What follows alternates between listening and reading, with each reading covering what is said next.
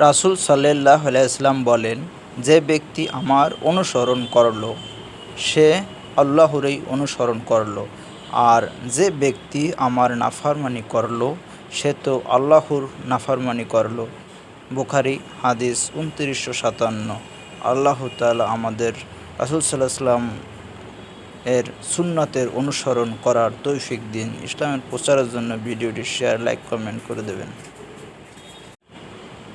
রাসূল সাল্লাল্লাহু আলাইহি ওয়াসাল্লাম বলেন, যে ব্যক্তি আমার অনুসরণ করল সে আল্লাহরই অনুসরণ করল, আর যে ব্যক্তি আমার নাফরমানি করল সে তো আল্লাহর নাফরমানি করল।